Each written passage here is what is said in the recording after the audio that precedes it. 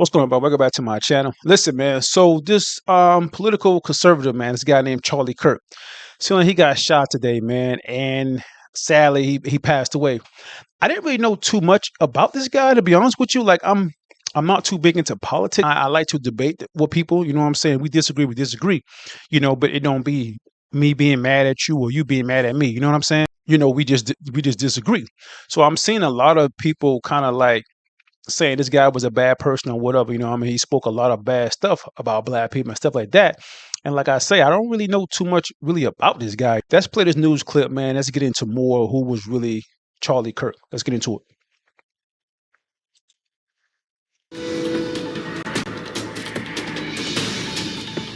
And welcome back to ABC News Live. We continue to follow the breaking news. Conservative political activist Charlie Kirk has been shot at an event in Utah Valley University, posting an alert saying a single shot was fired on campus toward a visiting speaker and that the suspect is in custody. We know that speaker now, Charlie Kirk, the founder of Turning Point USA.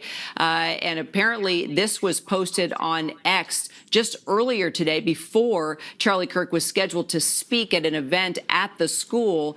You can see here, if we can bring back that post, was that Mike Lee's post or was that Charlie Kirk's post? Okay, Charlie Kirk had also posted earlier on, but Mike Lee here just moments ago saying, I'm tracking the situation at Utah Valley University closely. Please join me in praying for Charlie Kirk and the students that are gathered there. Also, there have been other tweets coming from the FBI. Director Kash Patel saying we are closely monitoring reports of the tragic shooting involving Charlie Kirk at Utah Valley University. Our thoughts are with Charlie, his loved ones, everyone affected. Agents will be on the scene quickly, and the FBI stands in full support of the ongoing response and investigation. I'm joined by senior White House correspondent Selena Wang now, also White House correspondent Karen Travers, and ABC News contributor and former NYPD chief of detectives Robert Boyce. Okay, Selena, let's go ahead and start with you. What do we know?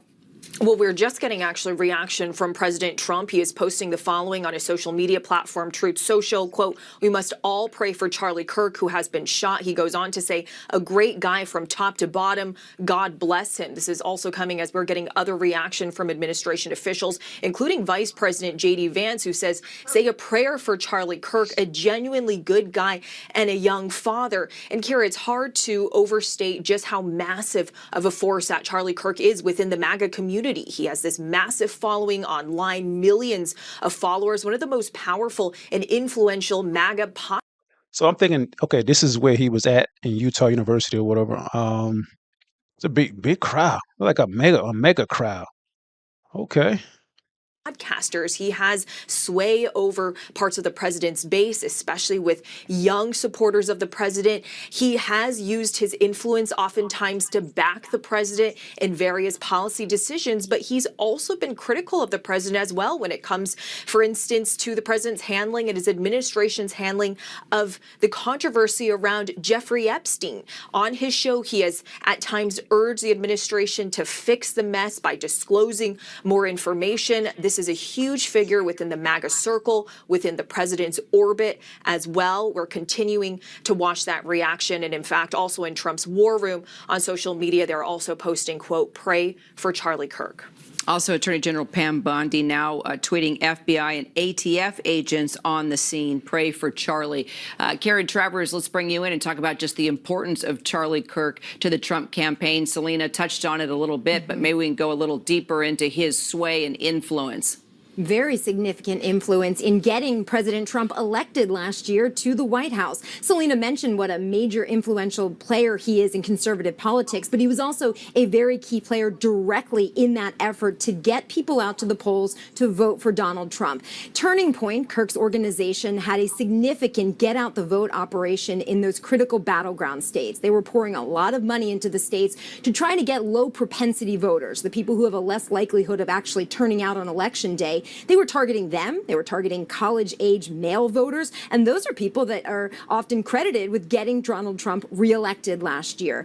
It was notable, Kira, that after the election, the first event that the president did as the president-elect was a rally with Turning Point USA, a big event out in Arizona, sort of a victory lap after the election, showing how important that organization was for Trump's election. He has praised him repeatedly for all the help he has given, and so influential in the broader conservative movement, but also very directly important for Donald Trump being here in the White House. Also one of the youngest speakers at the 2016 Republican National Convention, the opening speaker at the 2020 RNC, a father of 2 children under the age of 5. If you are just tuning in, we are talking about conservative activist and podcaster Charlie Kirk. We have gotten word that he has been shot during an event. He was taking place at Utah Valley University, the founder of Turning Point USA, a conservative student organization, as Karen. So, okay, so he was a big supporter of Donald Trump, which is, listen, man, if you have a side of, okay, you're a big Donald Trump fan and stuff like that, man, you know what I mean? That's cool. You have that side that you like. Other people have their side that they like, you know what I mean? Like me, it is what it is. You know what I'm saying? We can disagree or we can agree, but we don't need to be arguing, fist fighting, trash talking to each other because you have a certain person you like to see in office and other people like to see this person in office. You know what I'm saying? We all can disagree because the main thing is we all want to live in a better country, you know what I'm saying? A better economy and stuff like that. Prices going up on all the food and stuff like that. So we all want this economy to be great for everybody. You know what I'm saying? And some people think Donald Trump is the person and some people think he's not. You know what I mean? So in that aspect, man, so this guy here who was pretty big in getting Donald Trump elected. Okay, that's cool, whatever. You know what I'm saying? Let's play a little bit more from the other videos, see what we got. So this right here is the moment that he actually got shot. I'm not going to play that he got shot, but I'm just going to play the moments leading up to it. You continue to follow that breaking news. Conservative activist Charlie Kirk has been shot at an event that he was hosting at a Utah college. Caroline Coles is in the newsroom following the very latest on this one. Caroline. Yeah, a lot of new information coming in since we first reported this breaking news not too long ago. I want to take you to where all of this happened. This was around 12:30 p.m. Mountain Time during a stop on his American comeback tour. Witnesses say a single gunshot rang out in the midst of that speech. You see people running away after hearing that gunshot. That gunshot striked Kirk in the neck, sending the crowd, as you see, just running throughout campus. A suspect whose identity has not yet been released was taken into custody without further incident. Now, we understand the FBI, local authorities are, of course, investigating what happened. No motive at this point has been confirmed, but I want to give a little background as to who Charlie Kirk is for those who don't know. He's only 31. He's a well-known conservative activist. He's the founder of Turning Point USA. That's an organization really aimed at promoting conservative values on college campuses across. So that right there, man, that right there is the aftermath, which is scary. You know what I mean? You being somewhere, you supporting somebody that you like what he's saying and stuff like that, and you like what he thinks about everything in society and stuff like that. You know what I'm saying? That's cool and whatever, you know what I mean? But seeing this right here is very sad and very scary, man, like for real.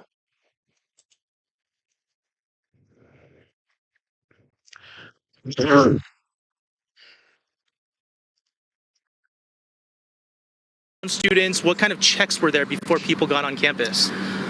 If I'm going to be honest, I had friends coming in asking if they needed tickets, and I said they didn't even check for my ticket, which I did get a ticket. They did not pat us down.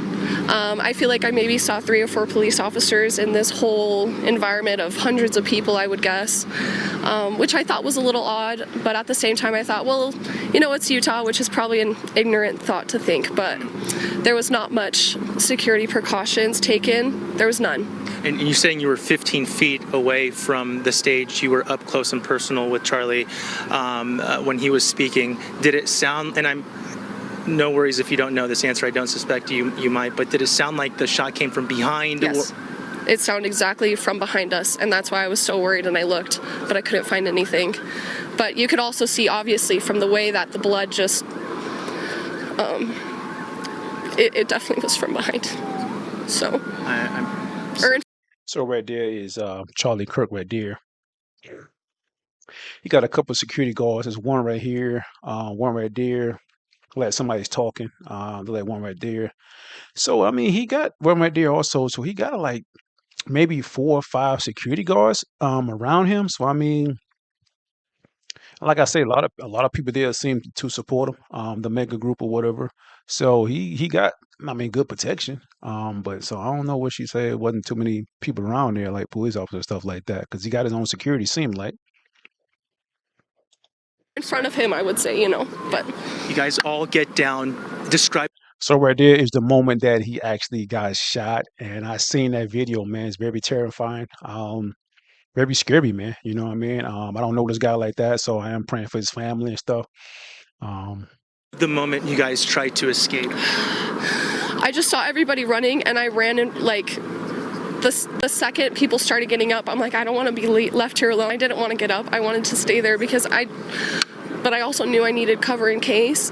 And so I just started leaving with everybody, and all I could think is like, is he dead? Is he dead? Is he dead? And I look outside and I see the ambulance, and I'm just thinking, I just saw somebody die. I didn't even call my family until like 20 minutes after because I couldn't stop crying. I was like hyperventilating and seeing like all these people just freaking out and having such a hard time. It's just, oh my gosh.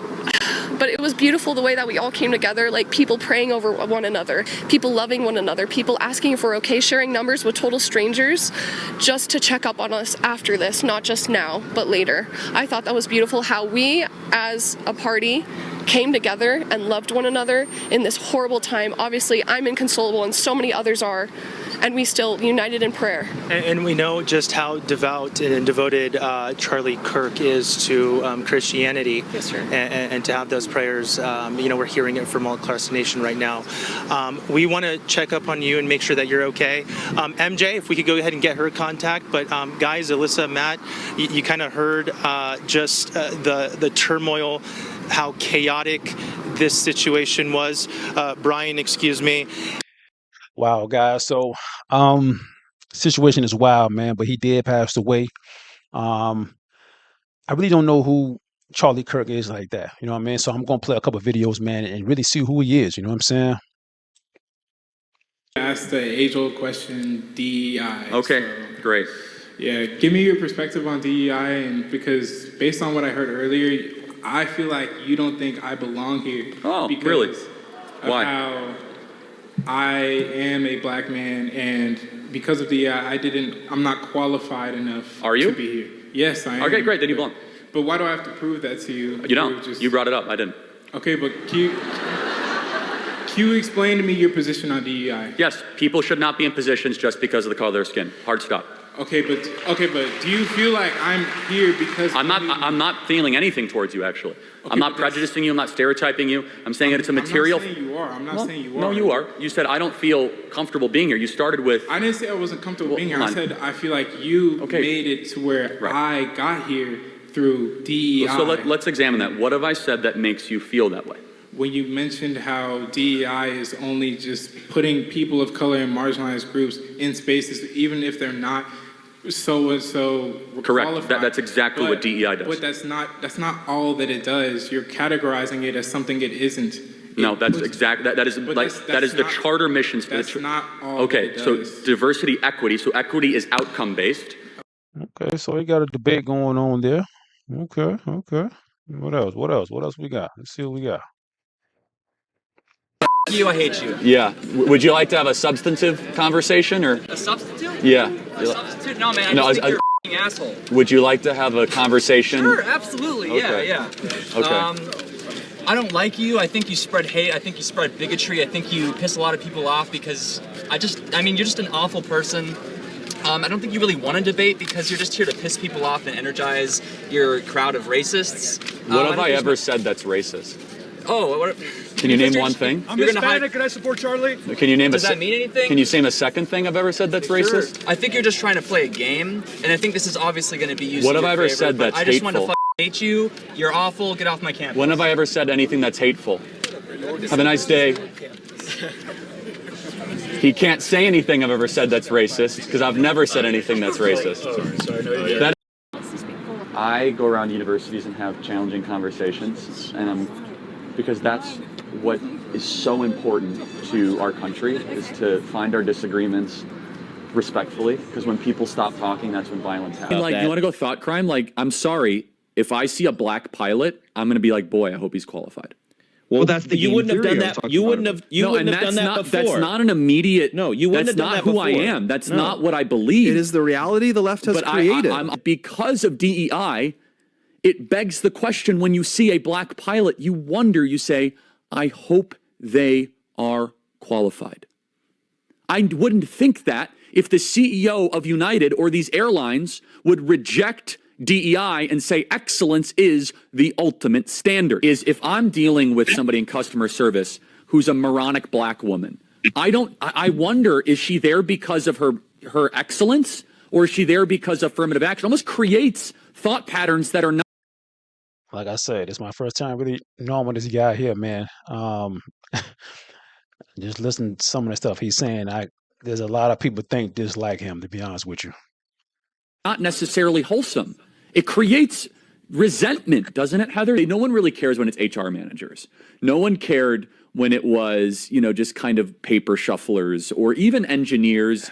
But now when it's like, wait, hold on a second. You're going to remove my appendix and you're a black lesbian. Charlie Kirk has no problem putting his true beliefs about anyone who isn't a white, rabid conservative like him on full display. So that it hurts my heart, because doing what I love has been kind of taken away from me to please other people. Yeah, that's the point, Simone Biles. You're representing your nation, you selfish sociopath.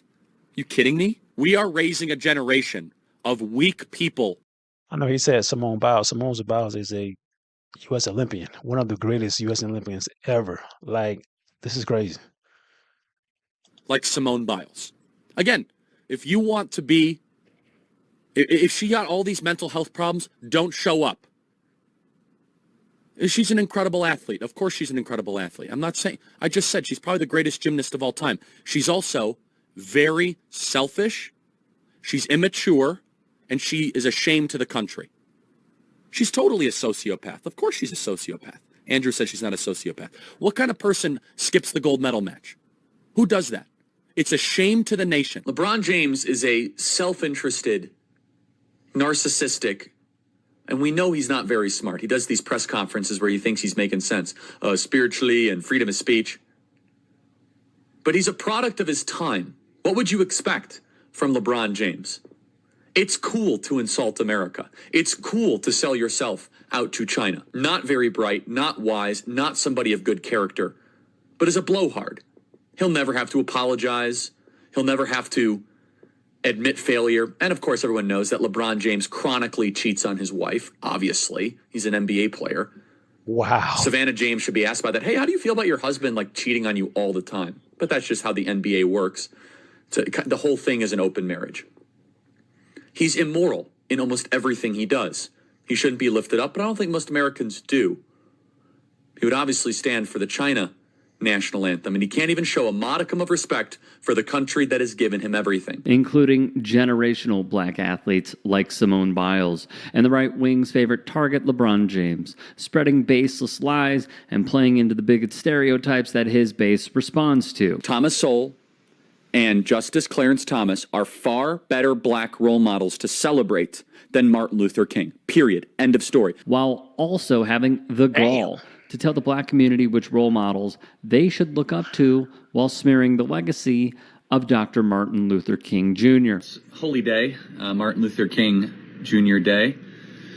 And we said some things today, and we challenged some of the primary doctrine that is running modernity. If you disagree with our take on MLK, just listen to this episode.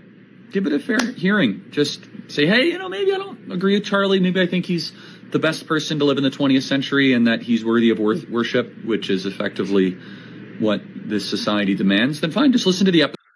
All right, so it seems like this guy is, or was, like a lot of people that I see, not just MAGA supporters, just conservatives that really talk us out of their head. You know what I mean? And I never get mad at anybody for their opinion. You know what I mean? Is your opinion right? No, no, not at all.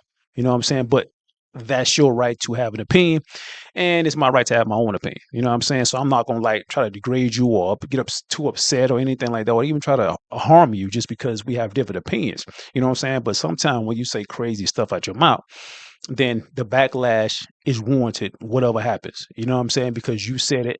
And yes, we have freedom of speech, but you got to understand, you can say whatever you want in this country, but then again, you got to remember this backlash for that. You know what I'm saying? So don't get upset if you do get backlash. You know, so this guy seems like, and I see a lot of people like this guy right here that speak this type of rhetoric.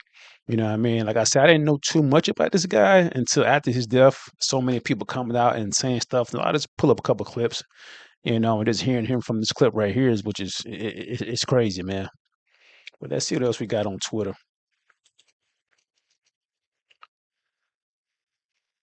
They said they found the guy that killed him. What Kai Cenat said. The crazy ass takes, right? That's the guy with like the crazy ass takes, right? Or some shit. He be saying some crazy. He be saying some crazy shit, right? Holy shit! What the fuck? Don't watch, okay, bet. He got assassinated. Shit.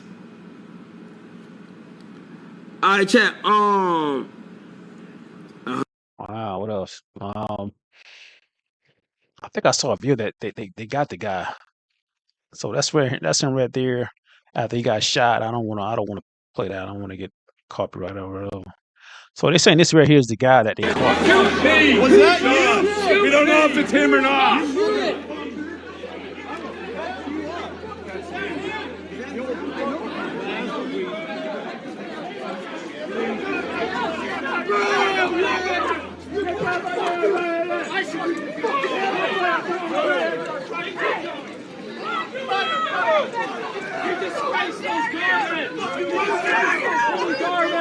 Hey, let him in!